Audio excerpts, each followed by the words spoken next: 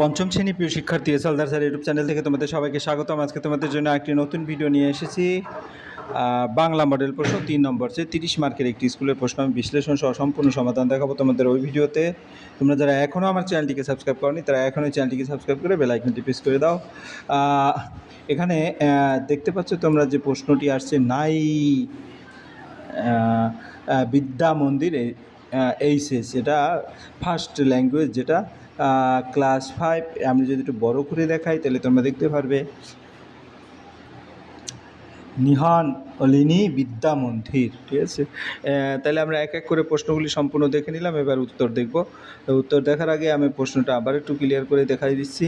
এই হচ্ছে প্রশ্ন, এবার সরাসরি উত্তর। 1 নম্বরের প্রশ্ন, নিকেল করা বিকেলের আলো কবি কোথায় দেখতে পান? আমরা যদি উত্তরটা দেখি, কবি সুনির্মল বসুর মাঠ মানে ছোট কবিতায় মাঠের সৌন্দর্য বর্ণনা করতে গিয়ে বলেছেন যে তিনি মাঠের মধ্যে নিকেল করা বিকেলের আলো দেখতে পান। বিকেলে সূর্যের আলোর উপরই আলো মাঠের সবুজ ঘাসের উপর পরে এক মনোরম দৃশ্য সৃষ্টি করে, সেই সুন্দর দৃশ্য কবি চোখে ধরা পড়ে। আমরা একসাথে কিন্তু 1, 2 বা 3 মার্কের 2 মার্কের প্রশ্ন দিলে আমরা এই উত্তরটা দিতে পারবো। আকাশ কেমন করে হেসেছিল, মৈত্রেয় দেবীর ঝড় কবিতায় কবি ঝড়ের সময় আকাশের রূপ বর্ণনা করেছেন। ঝড়ের মধ্যে বিদ্যুতের ঝলকানি দেখে কবির মনে হয়েছে আকাশ যেন কোমল ঠোঁট মেলে আগুন জেলে জেলে হাসছে, অর্থাৎ বিদ্যুতের চমকেই কবি আকাশের হাসি হিসেবে কল্পনা করেছেন। এরপরের প্রশ্ন, প্রাসাদের দৃশ্য দেখে ব্যাঙ রাগে উত্তেজিত হয়ে পড়লো কেন? পৃথিবীতে ভয়ঙ্কর খরা দেখা দিলে ব্যাঙ ভগবানের কাছে অভিযোগ জানাতে যায়। দীর্ঘ পথ অতিক্রম করে ভগবানের প্রাসাদে পৌঁছে সে দেখে সেখানে ভগবান, তার স্ত্রী ও মন্ত্রী আনন্দ উৎসব এবং ভোজে ব্যস্ত, অথচ পৃথিবীতে মানুষ জীবজন্তুরা জল না পেয়ে কষ্টে দিন কাটাচ্ছে। এই অবিচার দেখে ব্যাঙ খুব রেগে যায় এবং উত্তেজিত হয়ে পড়ে। পরের প্রশ্ন, ধনাই কিসের মন্ত্র জানে, গরান গাছের ফুল দেখতে কেমন হয়? ধনাই বাঘ তাড়ানোর মন্ত্র জানে বলে সকলের কাছে পরিচিত ছিল। সুন্দরবনের জঙ্গলে ঘুরে বেড়াতো এবং গরান গাছের ফুল দেখতে সে যেহেতু প্রাকৃতিক সৌন্দর্য উপভোগ করাই ছিল তার উদ্দেশ্য। পরের প্রশ্ন হচ্ছে, লিমেরিক নামক কবিতায় 3টি কার এবং কবির কোন বই থেকে সংকলিত হয়েছে? লিমেরিক কবিতায় 3টি মূল রচয়িতা হলেন ইংরেজ কবি এডওয়ার্ড লিয়ার। এই কবিতাগুলো বাংলায় অনুবাদ করেছেন সত্যজিৎ রায়। পাঠ্য বইয়ের 3টি লিমেরিক সত্যজিৎ রায়ের তোড়ায় বাঁধা ঘোড়ার ডিম গ্রন্থ থেকে সংকলিত হয়েছে। পরের প্রশ্ন যদি আমরা দেখি, পরের প্রশ্ন কী বলেছে, কোন কোন বাংলা মাসে সাধারণত বৃষ্টি হয়? আমরা যদি দেখি কোন কোন বাংলা মাসে, বাংলা বর্ষপঞ্জি অনুযায়ী সাধারণত আষাঢ়, শ্রাবণ, ভাদ্র মাসে বেশি বৃষ্টি হয়। এই সময় দক্ষিণ পশ্চিম মৌসুমের প্রভাব বাংলায় বর্ষাকাল দেখা যায়। পরের প্রশ্ন, গল্পে কারা চাষ করতে গেল? উপেন্দ্রকিশোর রায়চৌধুরী বোকা কুমিরের কথা। গল্পে কুমির ও শিয়াল একসঙ্গে চাষ করতে গিয়েছিল। প্রথমে তারা আলুর চাষ করে, পরে ধান ও আখের চাষ করে, কিন্তু প্রতিবারে চালাক শিয়াল বোকা কুমিরকে ঠকিয়ে ফসলের ভালো অংশ নিয়ে নেয়। পরের প্রশ্ন হচ্ছে, সুন্দরবন অভয়ারণ্যের মধ্যে দিয়ে যে নদী বয়ে গেছে তাদের নামগুলো লেখো। সুন্দরবন অভয়ারণ্যের মধ্যে দিয়ে বহু নদী প্রবাহিত হচ্ছে, এর মধ্যে উল্লেখযোগ্য নদীগুলো হলো মাতলা, রায়মঙ্গল, বিদ্যাধরী, গোসাবা, ঠাকুরান এবং সপ্তমুখী। এই নদীগুলো সুন্দরবনে জীববৈচিত্র্য রক্ষায় গুরুত্বপূর্ণ ভূমিকা পালন করে।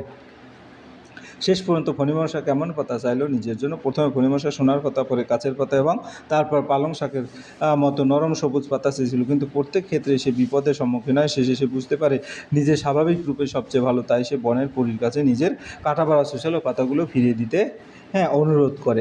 পরের প্রশ্ন, চল চল চল গানটি কার লেখা এবং এই গানটি কবির কোন কাব্যগ্রন্থ থেকে নেওয়া হয়েছে? চল চল চল গানটি কাজী নজরুল ইসলামের লেখা। এটি তার বিখ্যাত দেশাত্মবোধক গানগুলোর মধ্যে অন্যতম। গানটি কবির প্রলয় শিখা কাব্যগ্রন্থ থেকে নেওয়া হয়েছে। এই গানটি বাংলাদেশের রণসঙ্গীত হিসেবেও বিশেষ মর্যাদা লাভ করে।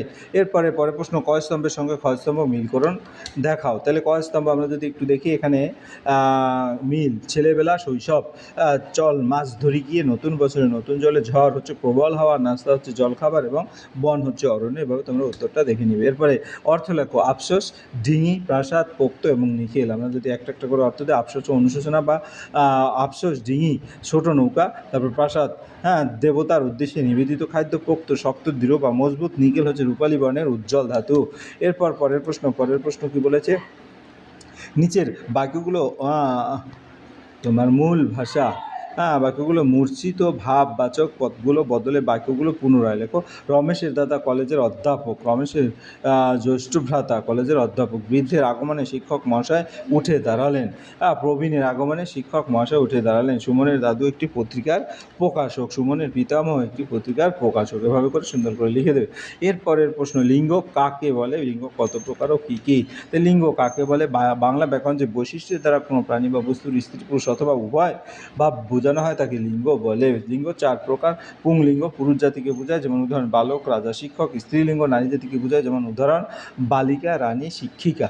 এরপরে ক্লীবলিঙ্গ জড়বস্তু অপ্রাণীবাচক পদকে বোঝায়, পদার্থকে বোঝায়, যেমন উদাহরণ বই, কলম, টেবিল। উভয়লিঙ্গ স্ত্রী ও পুরুষ উভয়কে বোঝায়, যেমন উদাহরণ শিশু, বন্ধু, রোগী। এরপর পরের প্রশ্ন, বিদ্যালয়ে অনুপস্থিতির কারণ জানিয়ে শ্রেণীকক্ষে একটি আবেদনপত্র বা চিঠি লেখো।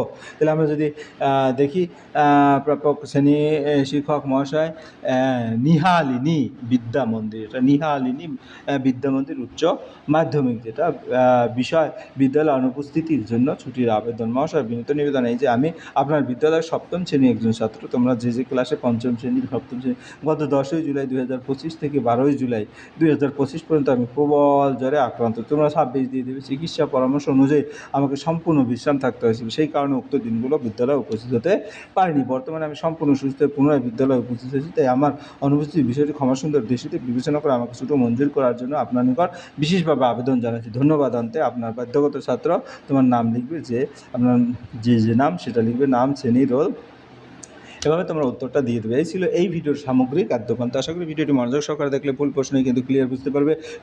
ভিডিও দেখার জন্য অসংখ্য ধন্যবাদ। ভিডিও ভালো লাগলে লাইক, কমেন্ট, শেয়ার করতে ভুলবে না। আজ এই পর্যন্তই। ধন্যবাদ সবাইকে।